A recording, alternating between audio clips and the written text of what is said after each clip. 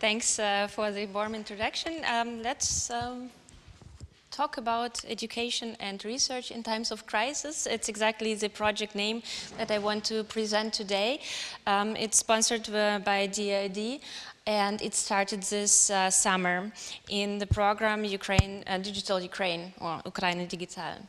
So what I want to talk about to you today is about what are we going to do, or what is actually the goal and the scope of the project, and what are we doing now, and what challenges are we coping with, and which solutions have we found, and how are our outlooks actually looking like, or for the universities, what's the next steps. So what is going on? What is the project about? So the project is a cooperation with the Ukrainian university in Dnipro. So it's not directly in the lines, in the war lines, but it's right there. So it's just on the limit of where the war is going on.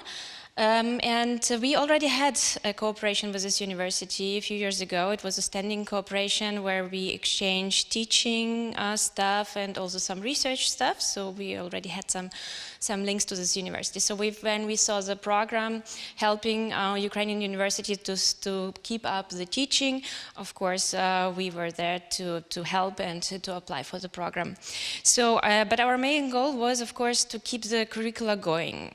We had a direct line to the computer science students there and the lecturers.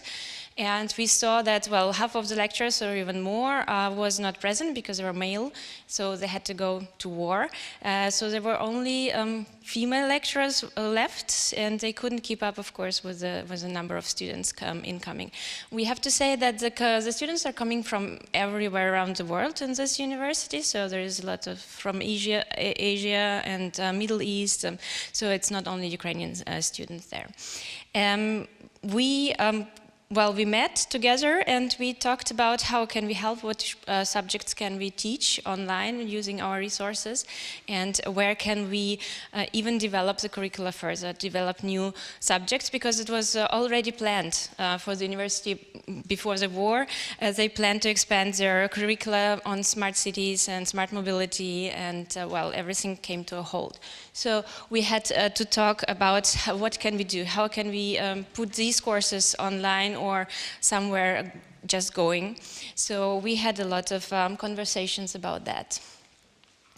This is our, the steps that we want or we are actually doing in the project. You can see that the ones that are colored is where we worked quite collaboratively. So before we applied for the project, we had several sessions trying to align the curricula. So basically we are teaching Wirtschaftsinformatik, so information systems management, and they are, well, teaching computer science. So there is some overlap, but not too much. So we had to balance out what we can what we can offer for the university. So we juggled some subject, we rearranged our material, we included their material, we translated material, and we developed new material and put it online. Actually, we started in July, the semester started in September for them, so we had 2 months to coordinate our curriculum and to get the material going. Well, we saw a lot of people, as you might also have seen, a lot of people coming to Germany from Ukraine, and we thought, well, we are teaching in English anyway, we are teaching online anyway, so why don't we invite everybody to our courses? So we kind of thought about this global classroom, but based in Germany. So we organized an event studying in Germany for refugees, addressing like every refugee who is willing to teach, to study in Germany. And we had a lot of response, actually, so a lot of people were attending this meeting, but actually the outcome was quite poor. So there were not a lot foreign students or students that are not enrolled in the anode university that are visiting our courses now. And I think the problem was when after having some feedback with them is, first of all, the administrative processes were not there yet, at least not for our university, where you might be a guest student, but if you're enrolling from outside without any program, then it's a bit hard to find the right process to fill in. So it was a big hurdle, the big first hurdle. The second one was the language. So this is a massive problem, which I'm going to address a bit later. So our lectures are, well, we have lectures in German and in English, but of course you have to have, I think it's required C1, but I think B2 would be fine as well to follow the German lectures. That is not the case for most refugees, obviously, and English is also a bit of a problem. So these two hurdles actually kind of provided some break for our impulse to invite everybody. But we're still on it, and we still keep this global classroom in mind, and we try to gather other universities to follow our courses from everywhere around the world. And of course, what we are doing in our school is we deliver the courses and we provide the content. We have an e-lectures platform at the THB, and we record the lectures and we provide it for everybody to use. And we had also some lecturers from the Anut University. They actually visited us last week ago, and they record some lectures as well for their students in Ukraine. So because they don't have a platform there, or not, the studio is not there, so we provide the lectures in Ukrainian now as well. So this is very interesting development. And well, we also provided a workshop for the lecturers, how to teach online, how to study online, how to build such a video or multimedia studio at the university using university infrastructure. So we tried to give them something to work with, to ensure to enhance the online infrastructure or online teaching infrastructure. And we are still giving the courses. The project is running till end of December, so we are still on it. And well, we finished two modules, and still two are still running. So this is a lot of what is going on. So since we finished two models, we already have some challenges, and we already had to find some solutions for them. So some of them I would like to address here. So as I said, we had a lot of students and not enough lecturers, so the lecturers tried to mix the studying programs. So for example, not only computer sciences, but also management students were in our courses, and we also had some engineering students in our courses. So this was one of the challenges to balance out the curricula. But an interesting one, because, well, as a information systems management, we have a little bit of everything, so it was fun to find out what to include and what could be interesting for the students. But it's, of course, as you know, with heterogeneous groups, it's always a challenge to find the right way to introduce the topics and then to have an exam on them, for example. So this was challenging, but I think because we had relations before them with the lecturers, we could find a good solution, we could find a good collaboration background. So this was actually, it went quite well. It required a lot of tolerance from both sides, so they had to give up some insights and we had to give up some expectations, so, but everything went fine in the end. So collaboration did work. It was online and it did work online nicely. Yeah, and then of course online teaching, we all know that, has different tools, different learning management systems and different requirements. We are using Moodle at THB, but it's our inside Moodle. If you have an external Moodle, it's a bit clumsy to use because, well, as you might know, there is like a huge text in German where you have to click yes, I agree at the end, but you don't know actually what you're agreeing to. So this is also another hurdle for the students. They just give in the URL and then they are faced with this huge text. They don't understand anything and they're just scared. So this is what we saw. So they just close the page, basically. So external Moodle didn't work in the first place. We tried to provide a translation, but not everybody got the link with the translation, so it was, so we gave it up for now, but we'll try it maybe next semester. Anut is using Google Classroom. This is also what we are using now for their students. But we are quite unhappy with it because we are used to Moodle and the classroom is still a bit limited. So Now we are trying to adjust our external Moodle to international students, so to the challenges to access them from outside. So we will try to put everything back on Moodle, and we also have less privacy issues, and also we don't need to use two different programs, because now we are using Big Blue Button for video lectures, and we are putting the material, the lectures, the slides, and the links, and everything that we need on Google Classroom. And we are doing the exam on Google Classroom. So this parallel solution it's not nice, so we try to put it in one, maybe in the next semester. So yeah, this was an easy challenge. So this we could solve.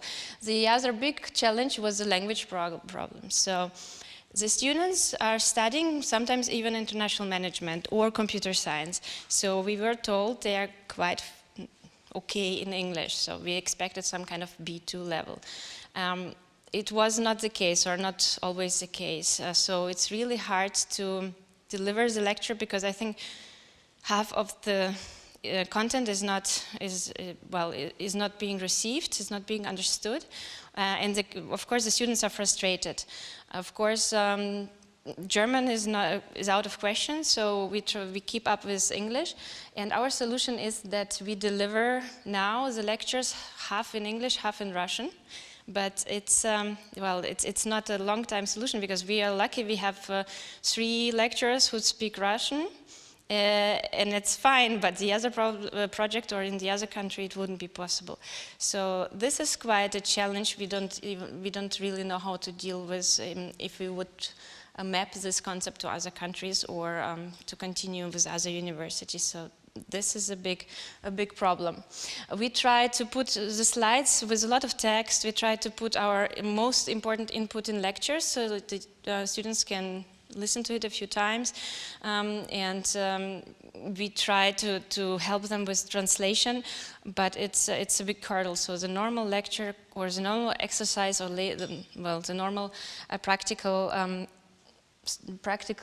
lectures don't really work. So we have to translate it. Every step has to be translated, basically. So yeah, this is a challenge that still exists. And then of course the error rates. This is something that happens every week. This is something very interesting, well, at least from outside, because you can't actually plan the lecture, of course, from the lecturer's side, because you don't know who will attend. Sometimes they come in an hour late and say, well, I'm sorry, but we had an error rate and no energy. Like, yes, that's not a problem. So how can you not excuse this reason? So this is kind of you can't deliver content in a way that you planned to, so you have to be very flexible. They don't have a lot of, sometimes the internet is not working, the power is not working, so you have to, well, have solutions for how to repeat things, how to know where you stopped last week, like exactly to the second, so they can continue. And this is, of course, a problem for exams. And the students are very well aware of it, because we planned an exam. Part of the exam was written, multiple choice, and written part online. But now they are talking about what can we do if there's an error rate or there's no power on this day? So how can we plan around it? So the students are now very well aware of it. Before, in the first module, that was not. This was not a topic that they thought about, but it was in September, and the second ends in December, so they know that that could be a challenge.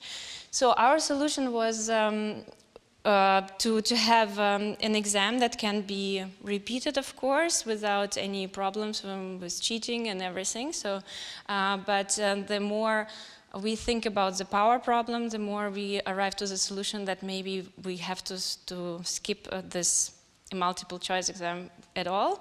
We would like to keep it because the students also expect something like this. They want to write something, they want to submit something that is an exam. We thought about it in 2 parts. We thought about a case study and an exam. But now we shift more the case towards the case study completely. We just will extend the case study, give the students a bit more time to work on it, and then just have the exam based only on that. This is a bit a challenge too because of the teaching approach. case studies or case-based learning is not a big topic in this university, at least. So the students are lost when they're faced with this structure. So we have, fortunately, we have a lecturer who could build a lot of trust between the students, so they will come and they will say, well, I don't know where to start, I don't know what to do. So there is some trust there, so they can ask questions. This is good, but also a challenge that has to be kept in mind. Yeah, so the tools that we arrived at the end of our project that we use for online teaching is for now Google Classroom, our instance of Big Blue Button at the THB, and our platform where we put the lectures, and our studio that is also open for the other lecturers to record the lectures in the language that is needed. Yeah, so I think we were quite successful. So we kept up the curriculum so in this point, and the students are very motivated, so they come to the lectures if they can. And they follow the lectures, they try to understand the language, they try to do the exercises. So the students are very motivated, and that keeps us, of course, very motivated. So they can finish the semester. This is a big win for us and for them. And since the lecturers have been visiting us and talking to us, and they said it's a big help for them in the teaching life, we will try to keep up the cooperation and the research opportunities with this university. So we will keep in touch no matter what happens with this project. And we really like the process of balancing out the curricula for different audiences from different countries. So we will try to put it in a more formulated way, in a more stringent way, because as you might know, there is this follow-up of this program, Ukraine Digital, and we also applied for the second part because we want to finish the students, we want to give them the diploma. We thought, and we also get a lot of other Ukrainian universities asking us how you do it, how do you balance out the curricula, how do you get the students to work online and so on. So we want to put it in a like a reference model, at least for us, how to address these challenges, and we want to map this proceeding and this approach to other universities. Yeah, so this is our outlook. We want to continue that, the universities want to continue that, and I think the students would be happy if the program will be continued. It is, from the teaching management point of view or teaching planning point of view, it's a very challenging, very challenging topic, and a topic that has a lot of potential that we would like also to continue balancing out the curricula, online teaching not in times of crisis, but in times of without power and without internet connection. So if we get the other part, we would focus on audio. So we won't give the video lectures anymore. We will focus just on the audio streams. So the bandwidth will be smaller, so the internet is not that challenged. And we'll be working a lot more with something like podcasts, so marked slides with the audio track on it, so the students can know exactly where we are on the slide and translate it, maybe using some kind of automatic translation. And we will be working on the exams, so how to check what the people learned without being there, without being synchronous with them, how to deliver an exam that everybody is comfortable with, so not an exclusive new approach for the students for the exam. That's too much of new, so maybe we will need some kind of hybrid between a synchronous exam and a case study maybe. So a lot of challenges and hopefully some solutions in a few months. Thank you very much.